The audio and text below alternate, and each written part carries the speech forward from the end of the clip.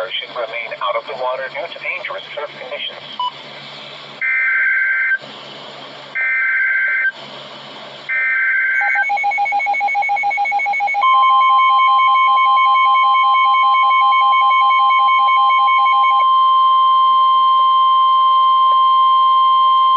Flash flood warning for the following county: Riverside, California.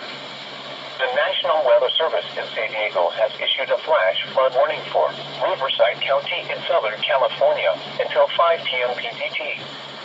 At 1:51 p.m. PDT, Doppler radar and automated rain gauges indicated heavy rain falling across the warned area.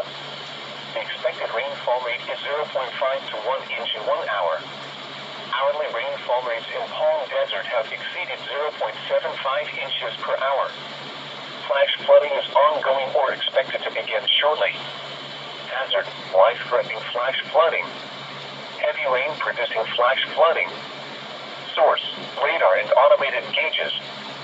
Impact: life-threatening flash flooding of creeks and streams, urban areas, highways, streets, and underpasses.